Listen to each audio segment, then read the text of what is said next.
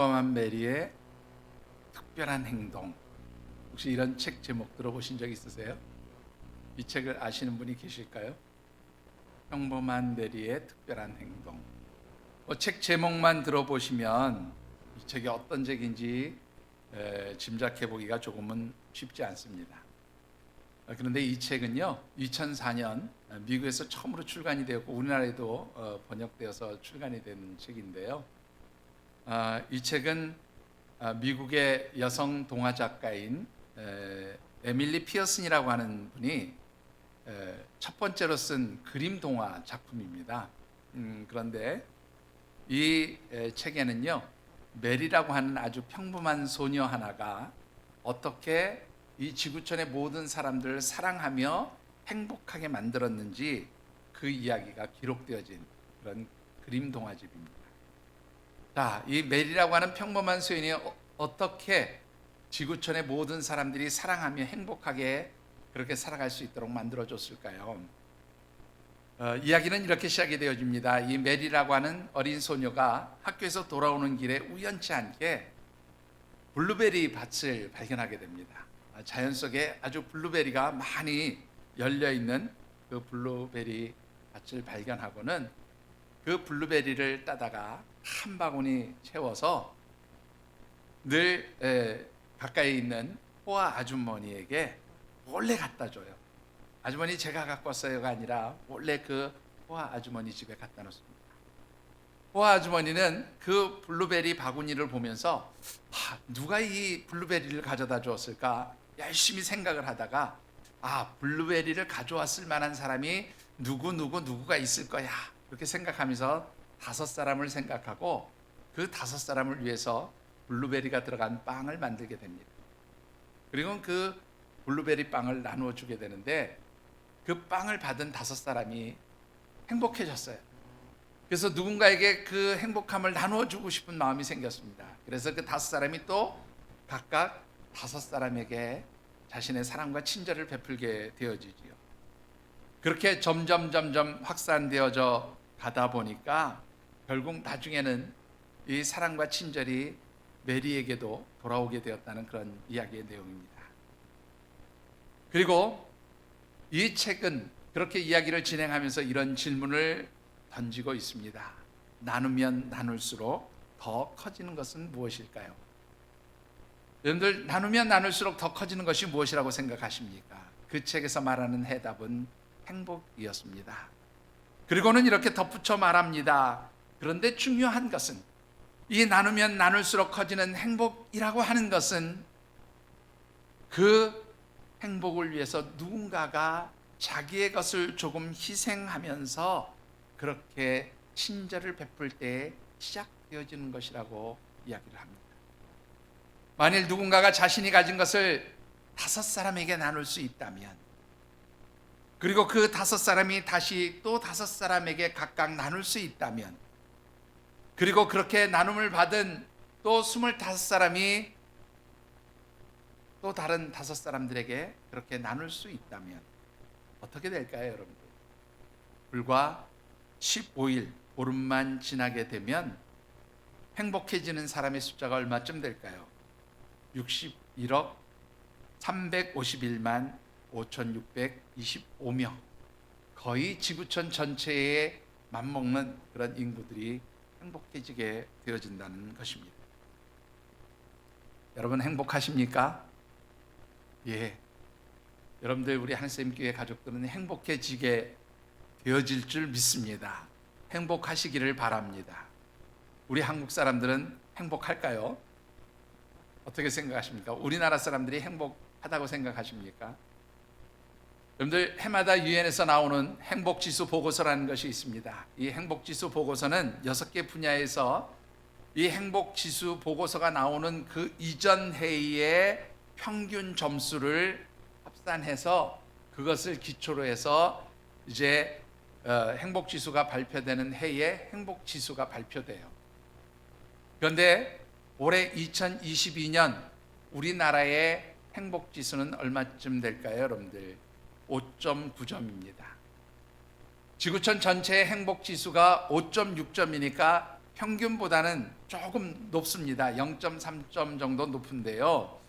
이 행복지수는 전 세계 물론 더 많은 국가들이 있습니다만 149개국을 대상으로 또 여러 지역들을 대상으로 해서 행복지수를 조사하고 그것을 발표하게 되는데, 이 행복지수 5.9점은요 전 세계 149개국 나라 중에서 59등에 해당하는 점수입니다. 그러니까 우리나라 사람들은 전 세계 149개국 나라 사람들 중에서 59번째로 행복한 사람들인 거죠. 우리나라의 경제 규모가 올해 대략 세계 11위로 그렇게 추정이 되어집니다. 경제 규모에 비해서 행복 지수가 너무 낮다는 것이 우리 대한민국 사람들의 현실입니다. 이 말은 다른 말로 바꾸면 사실은 잘 살고 못 사는 것이 행복 지수에 영향을 미치는 것이 아니라는 것을 보여주기도 하지요.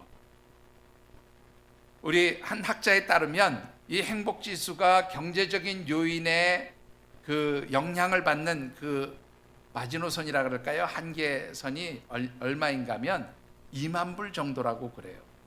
2만 불이 넘어가면, 연소득이 2만 불이 넘어가면 그 연소득이 얼마나 많아지든지 행복 지수에는 상관이 없다, 그런 말입니다. 여러분들 요즘엔 환율이 좀 많이 올랐습니다만은 그저 환율을 1불당 1,200원 정도로 계산하면 2만 불 해봐야 연 2,400만 원의 수입만 있으면 그것으로서 경제적인 문제에서 느끼는 행복지수는 충분히 채워진다, 그런 말이기도 합니다. 그렇게 보면 우리 한국 사람들은 경제적인 문제 때문에가 아니라 다른 어떤 이유 때문에 행복함을 느끼지 못하고 있는 그러한 현실임에도 우리가 짐작해 볼 수 있습니다. 어떻게 하면 우리가 행복해지고 우리 공동체가 행복해질 수 있을까요? 여러분들 10월에 우리가 함께 묵상하는 하나님 말씀의 주제, 교회의 21번째 생일이 있는 이달에 묵상하는 말씀의 주제 이렇습니다. 같이 한번 읽어보시지요. 하늘쌤, 하나님 마음에 합한 공동체가 되어야 합니다. 예, 한 번 더 읽어보실까요? 하나님 마음에 합한 공동체가 되어야 합니다. 예, 죄송합니다. 제가 비염이 좀 심해서요. 우리 하늘쌤 공동체가 어떻게 하면 특별히 21번째의 생일을 맞는 이 달에 정말로 하나님께서 기뻐하시고 하나님 마음에 합한 그러한 영적 공동체로서 행복한 신앙생활을 할 수 있을까? 행복한 신앙 공동체가 되어질 수 있을까? 그리고 우리가 어떻게 행복해져서 정말로 우리 주변을 행복하게 만들 수 있는 그런 영적 공동체가 될 수 있을까? 그런 관점에서 하나님 말씀을 묵상하고 있습니다. 그래서 지난 첫 번째 주일에 드렸던 말씀은 우리 하늘샘 교회가 하나님 마음에 합한 교회요, 하나님께서 기뻐하시는 그러한 영적으로 행복한 공동체가 되기 위해서는 늘 하나님의 임재하심 가운데 있는 교회가 되어야 한다는 말씀을 드렸습니다.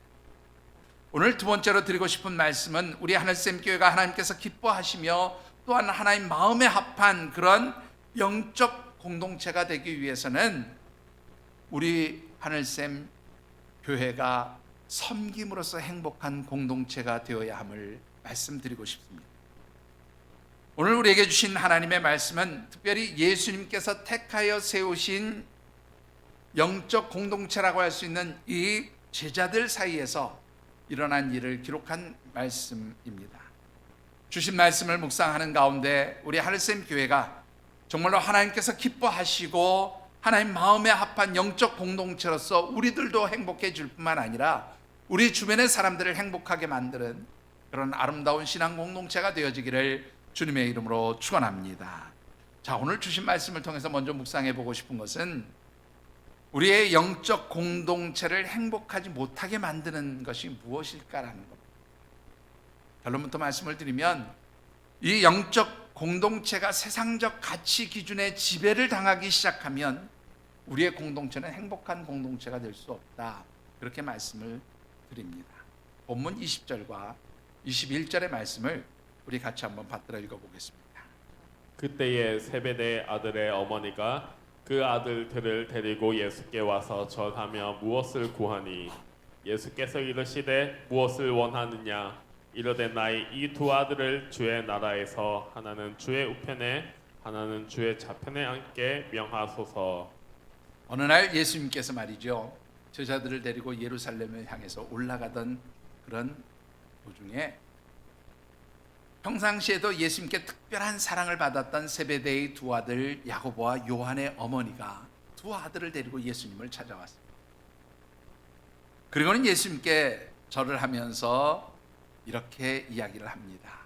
예수님, 특별히 이제 예수님께서 예루살렘으로 올라가셔서 이스라엘의 왕권을 회복하시게 되면 말이죠, 그때 이 두 아들 우리 야고보와 요한이를 좀 예수님 보좌 우편에 좌편에 이렇게 좀 앉게 해주세요. 그렇게 요청을 하게 됩니다.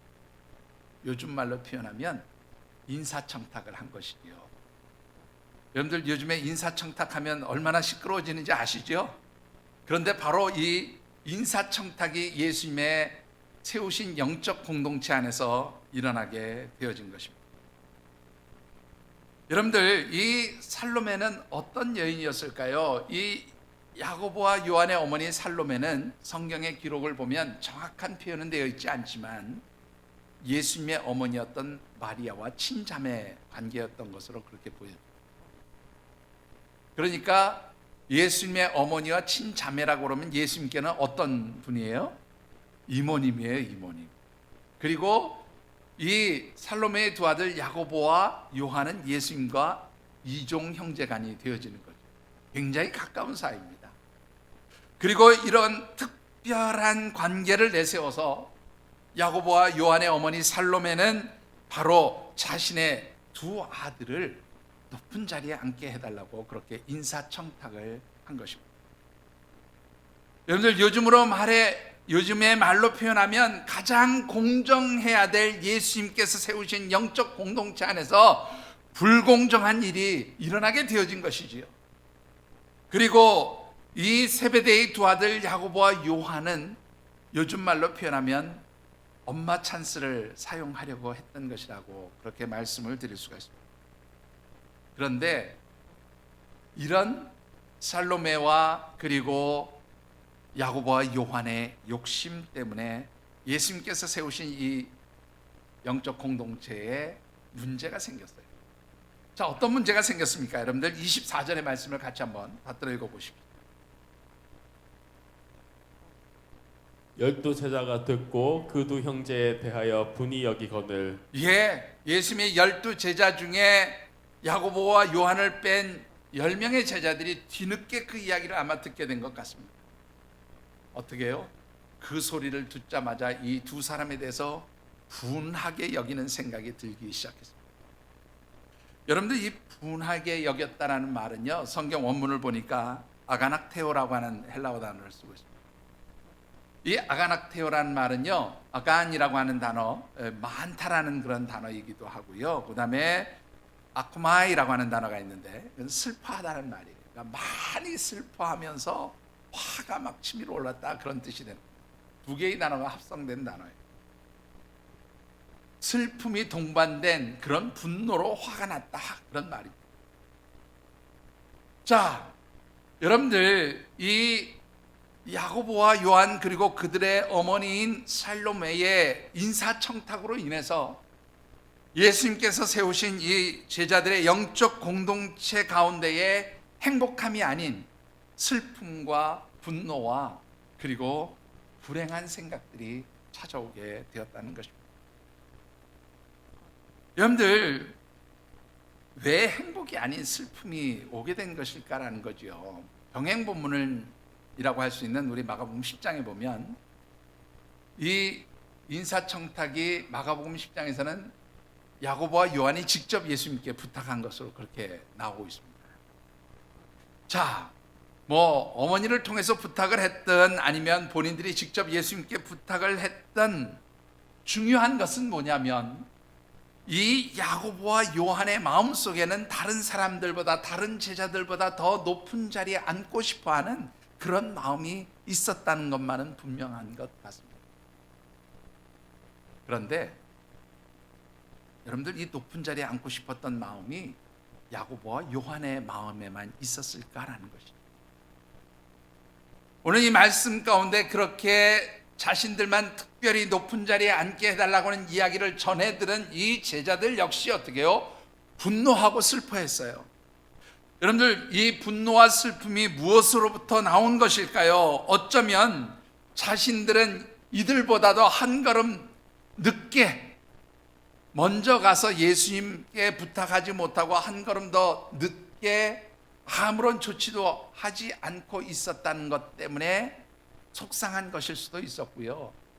더 나아가서는 혹시 미리 부탁하지 못했다는 것 때문에, 미리 인사청탁을 하지 못했다는 것 때문에 결국 자기들이 야고보나 요한보다 더 낮은 자리에 앉게 될 것이라고 하는 그 두려움이 이들을 분노하게 만들고 슬퍼하게 만들었던 것은 아닐까 하는 것입니다.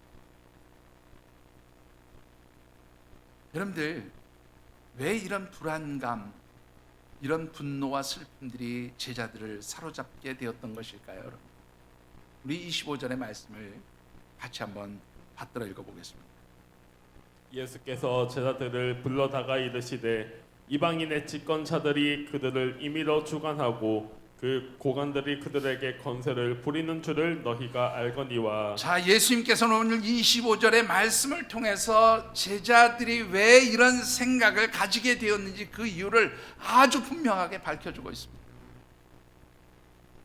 여기서 이방의 집권자들은 혈통적으로 물론 이방 사람들을 의미하는 것이지만, 특별히 그런 어떤 혈통적으로 유대인이 아닌 이방 사람들을 의미하는 것이기보다는 특별히 하나님의 통치와 다스림을 받는 하나님 나라의 백성들과는 다르게 세상에 속한 사람들, 곧 하나님 나라의 삶의 방식과는 다르게 세상적인 가치관에 따라서 살아가는 그런 사람들을 이방인이라고 예수님 그렇게 표현한 것으로 보여져요.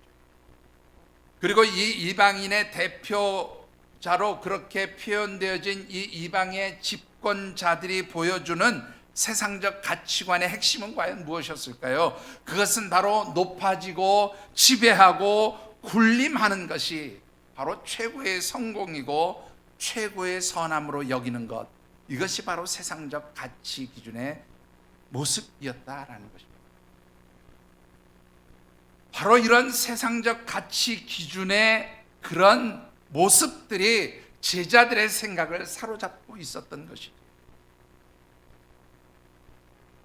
여러분들, 최고의 자리로 올라가는 것이 최고의 성공이며 가장 선한 것이라고 생각하는 이런 모습들을 우리 영어 단어로 표현하면 맥시마이저의 삶이라 그렇게 표현을 할 수가 있어요. 이 맥시마이저라는 말은 조금 전에도 말씀드렸지만 최고의 높은 자리로 올라가는 것이 최고의 성공이고 최고의 선함이라고 생각하는 것입니다. 그런데 이런 맥시마이저의 생각을 가지고 살아가는 사람들은 그래서요, 긍정적인 측면으로 본다면 그야말로 더 높은 자리에 올라가고 더 높은 곳으로 성공해 가기를 원하기 때문에 성취도는 굉장히 높은 편이지요. 그리고 성공할 가능성이 굉장히 큰 사람들이기도 합니다. 그런데 문제는요, 이런 사람들의 전형적인 특징이 행복하지 못하다는 거예요. 아니, 더 높은 자리, 더 최고의 자리로 나아가려고 그렇게 몸부림치고 힘쓰는 사람들이 왜 행복해지지 못할까요, 여러분? 이 사람들은 자기보다 누군가가 높이 있거나 높은 자리에 있거나 앞서 나가는 것을 절대로 편안하게 볼 수 있는 사람들이 아니에요. 바로 그 사람들이 앉아있는 자리에 누가 올라가야 행복해져요? 내가 올라가야 행복해지는 거죠. 그래서 자기 위에 누가 있는 것을 볼 수 없어요. 자기보다 잘 나가는 사람이 있으면 행복해지지 않아요. 그러니까 끊임없이 자기보다 더 높은 자리에 있는 사람이 없도록 그렇게 끊임없이 올라가려고 몸부림치는 것입니다. 그래서 그 가장 높은 자리에 올라갈 때까지 여러분들 어떻습니까? 행복이라는 것을 느끼지 못하는 거예요. 그런데 문제는요, 이 맥시마이저들의 주변에 있는 사람들조차도 행복해지지 않아요. 이 맥시마이저의 삶을 살아가는 사람만이 행복해지지 못하는 것이 아니라 그 주변에 있는 사람들조차도 행복해질 수가 없어요. 여러분들 왜 그렇다고 생각하십니까? 한번 쉽게 생각해 보십시오. 여러분들 이 세상에서 가장 높은 최고의 자리는 몇 개일까요? 여러분들은 생각도 안 해보셨나 봐요. 참, 그래서 저는 우리 하늘샘교회 식구들이 참 예쁘고 아름답습니다. 여러분들 이 세상에서 최고의 자리는 항상 몇 개예요? 예, 하나밖에 없어요. 여러분들 자녀들 학교 가서 공부할 때 몇 등 하라고 그래요? 예? 몇 등 하라고? 2등 하라고 그럽니까? 여러분들 솔직하게 얘기해 보시죠. 절대로 2등 하라고 얘기하는 부모는 저는 본 적이 없어요. 그냥 포기하고 너 그냥 편한 대로 살아라 하는 부모는 본 적이 있어도 공부하라고 하는 부모들 치고 2등 하라고 하는 부모는 절대로 본 적이 없습니다. 다 뭐가 되라고 그래요? 1등이 되라고 해요. 근데 여러분들 1등은 절대 둘이 될 수 없어요. 1등은 하나예요. 세상에 최고의 자리는 하나밖에 없어요. 그러면 그 최고의 자리에 올라가기 위해서는 누군가가 올라가 있는 그 자리에서 그를 끌어내려야 하는 거죠. 끄집어내려야 하고 그를 밟아야 해요. 그래야 그 자리에 올라갈 수 있는 거예요. 이것이 바로 세상적 가치 기준에 따라서 살아가는 맥시마이저들의 모습입니다. 그런데 오늘 우리가 본문에서 보여지는 이 제자들의 모습이 바로 이 맥시마이저의 모습을 가지고 있었던 것이라고 그렇게 우리는 생각할 수밖에 없습니다. 여러분들 어떻습니까? 여러분들 우리의 신앙 공동체 안에서 맥시마이저의 가치를 추구하는 그런 세상적 가치 기준들이 우리를 지배하고 우리 가운데 머무르게 된다면 우리 공동체 안에는 기쁨이 없어요. 우리 공동체 안에는 즐거움이 없습니다. 행복함이 없어요. 왜? 높은 자리는 늘 하나밖에 없기 때문이죠. 여러분들 종종 세상 사람들이 그런 이야기를 합니다. 교회에서 가장 높은 사람 누구? 누구? 목사님이에요? 세상 사람들은 그렇게 얘기하죠. 그 다음 높은 사람은 장로님들, 그리고 그 다음은 안수 집사님, 권사님, 그리고 그 다음은 허리 집사님, 그리고는 평신도. 마치 직분을 계급처럼 생각해요. 여러분들 그래서 이 세상 사람들이 보는 교회 공동체 안에서 이 직분은 맥시마이저의 그런 모습이라고 생각하고 살아요. 그런데 너무나 우습게도 우리 교회 공동체 안에 있는 성도들까지도 그런 맥시마이저로 직분을 생각하는 분들이 있다라는 것이죠. 여러분들 우리의 영적 공동체에서의 직분은 더 낮아지라고 하는 하나님의 섭리가 있는 것인 줄 믿습니다. 여러분들 그건 제가 자랑을 하기 위해서 하는 말이 아니고요. 우리 전에 함께 우리 교회에서 사역했던 김낙준 전사님이라는 분이 계세요. 이 전도사님이 하루는 저에게 와서 이렇게 이야기를 시작했습니다. 목사님, 우리 하늘샘교회에서 제일 낮은 사람이 누군지 아세요? 누구라고 얘기했을까요, 여러분? 예? 하늘샘교회에서 제일 낮은 사람이 목사님이래요. 그 말을 듣니까 아이고 그래도 제일 높은 사람이라고 얘기해 주지 않아서 제일 낮은 사람이라고 얘기해 줘서 고맙다 그랬어요. 그랬더니 목사님 바로 위에는 누가 있는 줄 아세요? 누가 있었을까요? 사모님이 있대요. 네, 그러니까 우리 사모가 저보다 하나 좀 높은 사람이에요. 근데 목사님 밑에 유일하게 낮은 사람이 하나 있대요. 누구였을까요? 그는 자기래요. 우리 김낙준 전사가 자기가 제일 낮은 사람. 근데 자기 밑에 유일하게 한 사람 더 낮은 사람이 있대요. 누구였는지 아세요, 여러분들? 예? 우리 차문수 장로님의 둘째 아들인 차석인 형제가 제일 낮은 사람이야. 우리 차석인 형제가 제일 보이지 않게 섬기는 삶을 살았다고 그렇게 이야기를 하고 있어요. 여러분들, 영적 공동체를 행복하게 만드는 것은요, 누군가가 낮아지는 것, 누군가가 섬기는 것입니다. 여러분들, 이 공동체 안에서 만일 여러분들이 행복하지 못하다면 혹시 내 신앙 안에서, 내 영적 삶의 모습 안에서 하나님이 기뻐하시는 영적 가치가 아니라 정말로 세상적인 가치 기준에 의해서 내가 이 교회에서 누군가가 나를 알아주고 높여주고 나를 세워주고 나를 마치 대접해 주기를 원하는 그런 마음 때문에 내가 행복해지지 못하는 것은 아닌지 한번 여러분들 살펴볼 수 있게 되기를 주의 이름으로 축원합니다. 여러분들, 제자들이 이 맥시마이저의 삶을 추구하면서 서로들 다투고 있을 때에 사실 예수님이 가시는 길은 어떤 길이었을까라는 것입니다. 여러분들 참고 말씀인 마태복음 20장 18절로부터 19절 바로 앞에 있는 말씀을 한번 읽어보실까요? 보라, 우리가 예루살렘으로 올라가노니 인자가 대제사장들과 서기관들에게 넘겨짐에 그들이 죽이기로 결의하고 이방인들에게 넘겨주어 그를 조롱하며 채찍질하며 십자가에 못 박게 할 것이나 제3일에 살아나리라. 여러분들, 지금 예수님께서 올라가시는 이 예루살렘으로 향하는 길은요, 예수님의 이제 공생의 사역이 끝나는 길이에요. 그것도 해피엔딩으로 끝나는 것이 아니라 어찌 보면 아주 슬픈 끝맺음을 하는 십자가의 죽음을 앞두고 걸어가는 길이었습니다. 예수님은 십자가에서 이제 고난 당하시고 수치를 당하시고 그렇게 처참하게 죽어야 하는 그런 길을 향해 나가고 계실 바로 그때예요.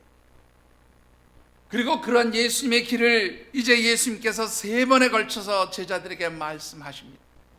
조금 전에 읽었던 이 20장 18절과 19절의 말씀은 바로 예수님께서 3번째로 자신이 십자가에서 죽으시고 고난당하실 것을 말씀해 주셨던 바로 그 일이 일어난 직후에 있었던 사건이었습니다. 여러분들, 정말로 세상적이고 세속적인 이 가치관에 사로잡혀서 맥시마이저의 삶을 추구하던 제자들에게는 이 예수님의 말씀이 절대로 귀에 들어오지 않았던 것이죠. 여러분들, 다시 한번 묻습니까? 묻습니다. 행복하십니까? 여러분들, 만일 불행하다고 생각하시면 그 이유가 뭐라고 생각하십니까? 어떤 공동체이든지 세상적 가치 기준에 따라서 최고로 높아지는 것을 성공으로 생각한다면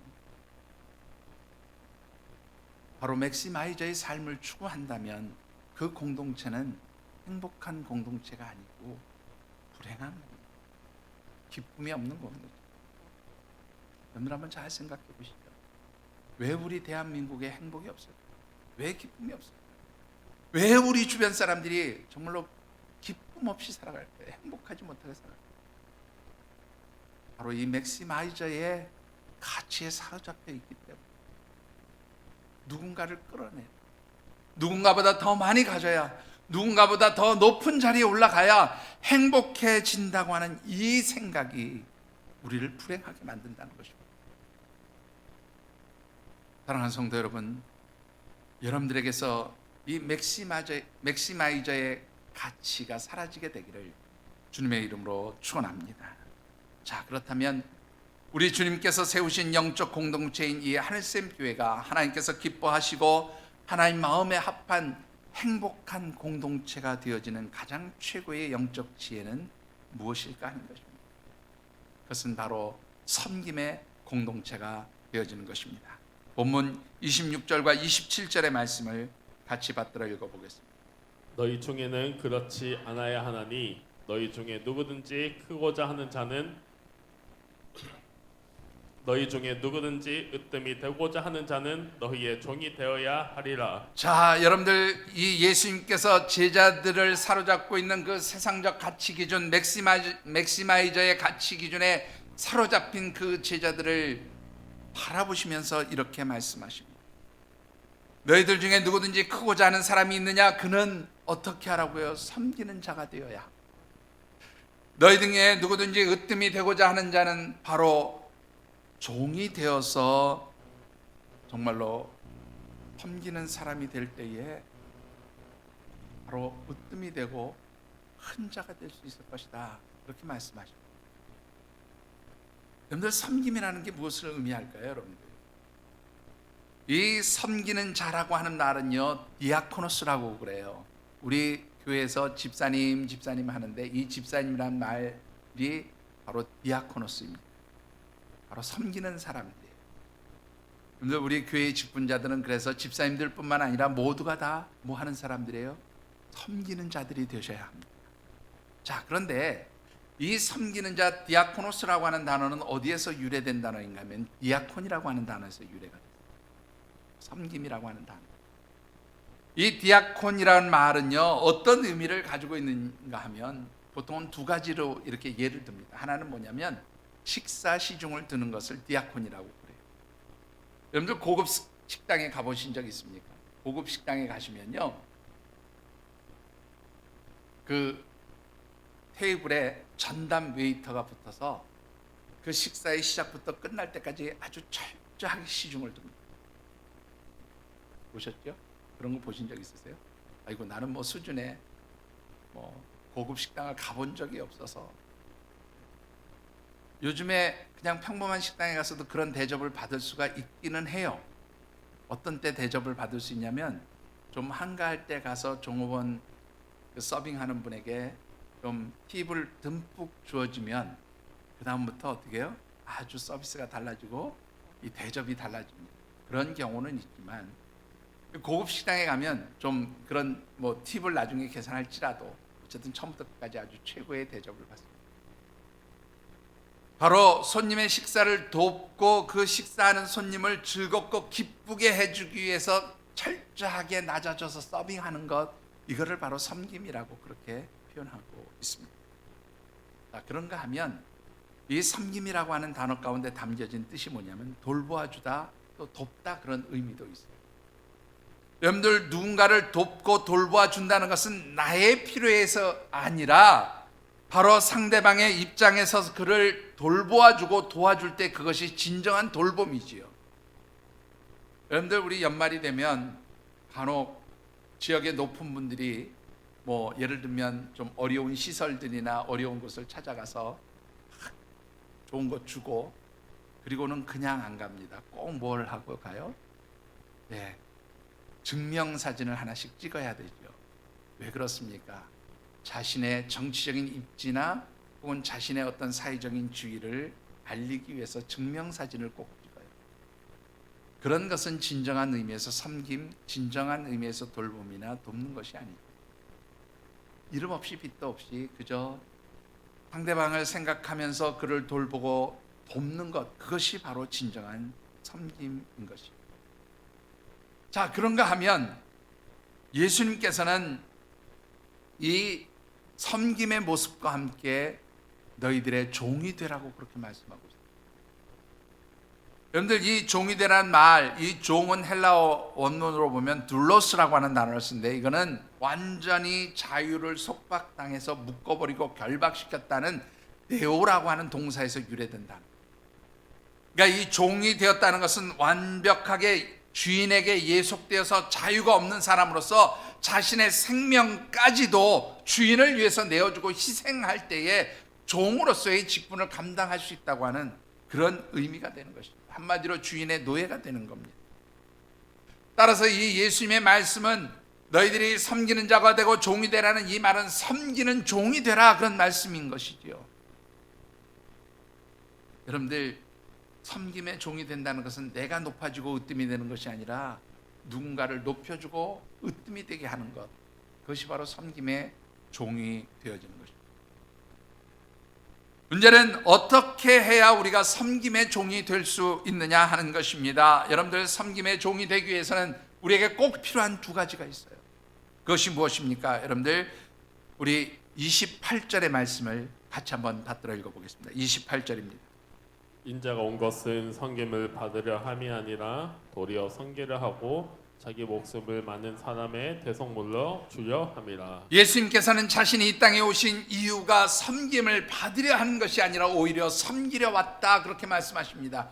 그리고 그 섬기려 온 모습을 통해서 결정적으로 보여주시는 모습이 뭐냐면 자신을 대속물로 내어주신다는 거예요. 한마디로 예수님께서 자신을 십자가에 죽기까지 내어주심으로 인해서 많은 사람들을 구원할 수 있는 생명의 길을 열어놓으시는 것, 이것이 바로 섬김의 최고의 모습이라고 예수님 그렇게 말씀하고 있는 것입니다. 여러분들, 가장 최고의 섬김인 예수 그리스도의 십자가에서 죽음을 이루시기 위해서 예수님께 필요했던 것이 무엇일까요, 여러분? 두 가지를 우리는 찾아볼 수가 있습니다. 빌립보서 2장 5절에서 8절까지의 말씀이죠. 같이 받들어 읽어보겠습니다. 너희 안에 이 마음을 품으라. 곧 그리스도 예수의 마음이니 그는 근본 하나님의 본체시나 하나님과 동등됨을 취할 것으로 여기지 아니하시고 오히려 자기를 비워 종의 형체를 가지사 사람들과 같이 되셨고 사람의 모양으로 나타나사 자기를 낮추시고 죽기까지 복종하셨으니 곧 십자가에 죽으심이라. 예수님 어떤 분이었다고요? 하나님과 동등된 분이셨어요. 그런데 우리를 영원한 죄와 사망 가운데서 구원하시기 위한 그 십자가의 죽음을 위해서 자기 자신을 낮추셨다, 그렇게 말씀합니다. 그래서 예수님이 이 땅에 오실 때부터 가장 낮고 천한 자리인 짐승의 먹이통에 그 몸을 누이셨던 분입니다. 공생의 내내 섬김의 사역을 하셨던 예수님은 마지막 십자가의 죽음을 앞두고 마가의 다락방에서 제자들의 발을 씻기십니다. 스스로 종의 모습으로 낮아지셔서 제자들의 발을 씻기는 섬김의 모습을 통해서 너희도 이와 같이 행하라고 그렇게 제자들에게 섬김의 모습을 가르쳐 주십니다. 뿐만 아니라 예수님께서는 이 섬김의 최고의 모습인 십자가의 죽음을 위해서 자신을 희생하셨어요. 어디에서 죽기까지? 십자가에서 죽기까지 그 몸을 내어주시고 희생하셨다라는 것입니다. 여러분들, 섬김에는 그래서 낮아짐이 있어야 돼요. 섬김에는 그래서 희생함이 있어야 돼요. 바로 그 낮아짐과 섬김이 있을 때에 여러분들, 그 공동체는 행복한 섬김이 있는 행복한 공동체가 되어지는 줄 믿습니다. 여러분들, 맥시마이저의 삶을 추구할 때 최고의 자리는 늘 하나밖에 없어요. 근데 모두가 낮아지면 낮아지는 자리에는 많은 자리들이 있죠. 많은 공간이 있어요. 누구든지 낮아질 수 있어요. 바로 그것이 우리를 행복하게 만들어준다는 사실입니다. 여러분들, 예수님과 같이 낮아짐과 희생을 통해서 여러분들의 삶이 섬김의 삶이 되고, 그래서 정말로 우리의 공동체가 행복해질 수 있게 되기를 주의 이름으로 축원합니다. 여러분들, 예수님께서는 이 십자가에 죽으시는 그 섬김을 통해서 우리에게 무엇을 주셨다고 말씀합니까? 여러분들, 요한복음 10장 10절과 11절의 말씀을 같이 받들어 읽어보겠습니다. 도둑이 오는 것은 도둑질하고 죽이고 멸망시키려는 것뿐이요 내가 온 것은 양으로 생명을 얻게 하고 더 풍성히 얻게 하려는 것이라. 나는 선한 목자라. 선한 목자는 양들을 위하여 목숨을 버리거니와. 예수님께서는 자신이 선한 목자처럼 양들을 지키고 보호하기 위해서 자기의 목숨까지도 내어놓을 수 있는 그 모습, 바로 그처럼 예수님께서는 하나님의 택하신 양들인 우리를 위해서 자신의 목숨까지도 십자가에 죽기까지 내어주신다고 말씀하고 있습니다.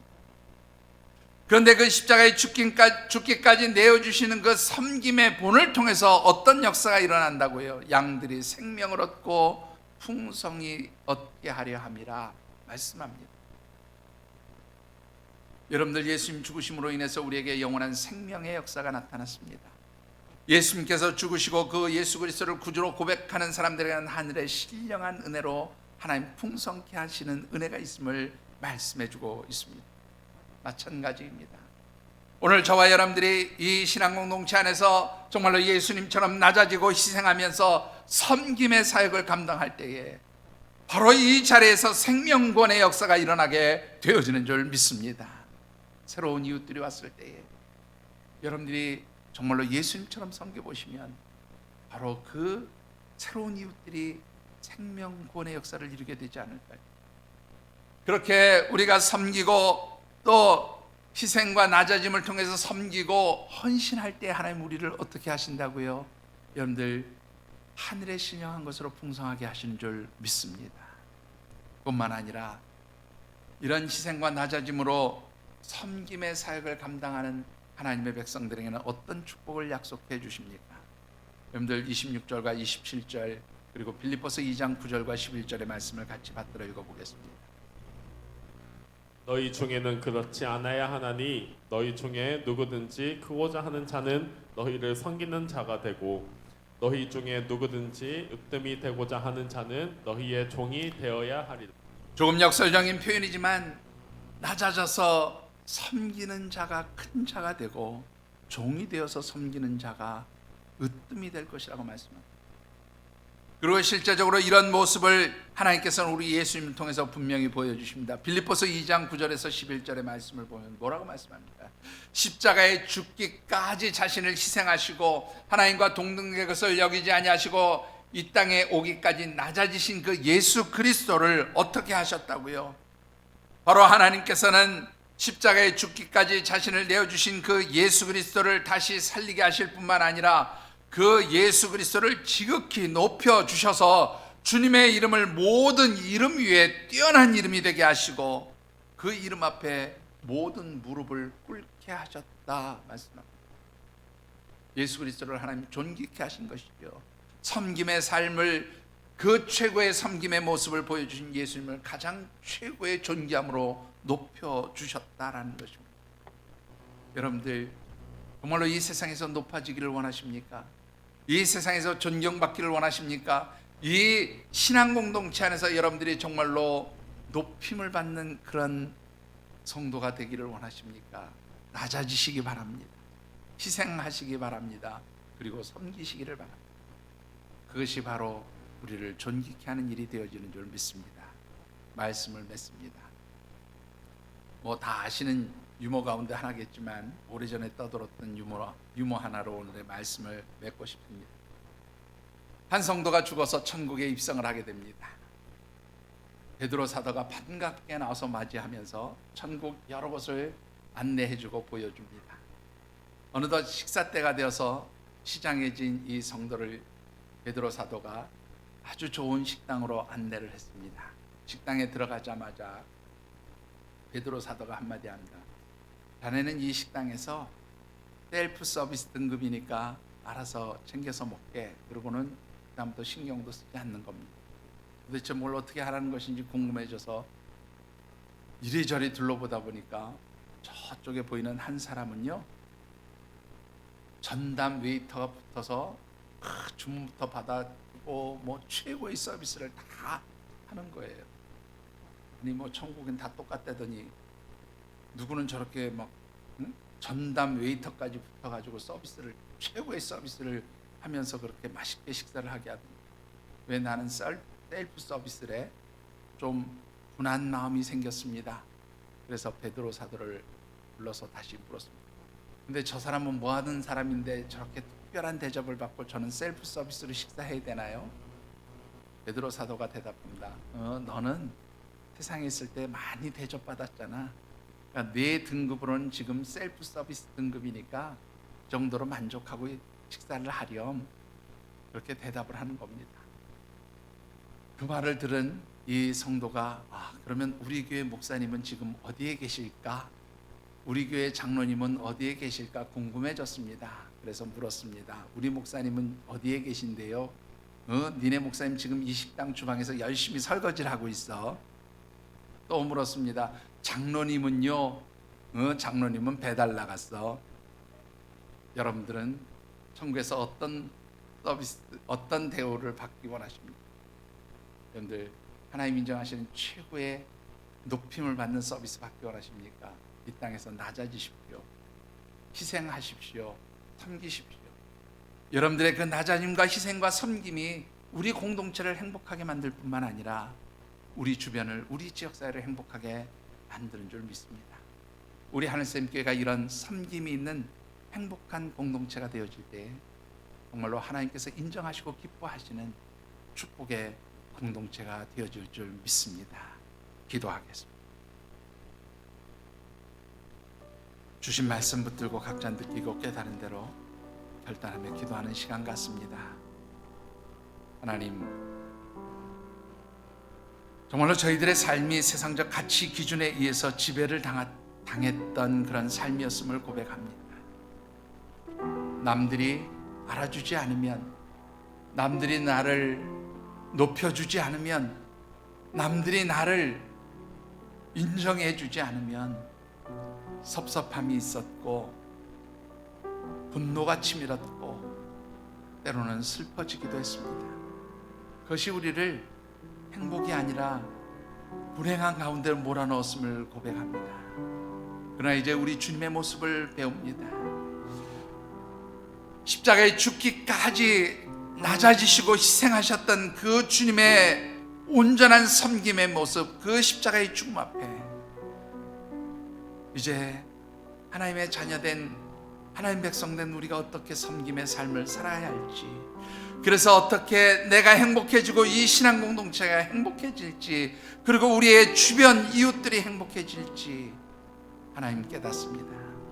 하나님, 낮아질 수 있게 하시고 희생할 수 있게 하시고 그 낮아짐과 희생으로 섬길 수 있는 그런 나눔의 사람들이 되도록 축복하여 주시옵소서.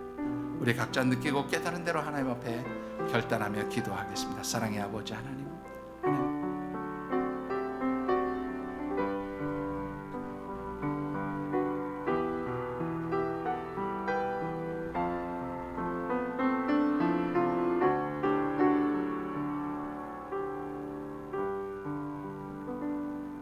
하나님, 참으로 낮아짐으로 높아지고 희생함으로 더 풍성히 얻는 그런 섬김의 영적 지혜를 저희들에게 깨달아 알게 하시고, 그래서 저희들의 심령 가운데 섬김의 삶을 살겠다는 그런 영적 다짐과 결단을 주심에 감사와 찬양을 올려드립니다.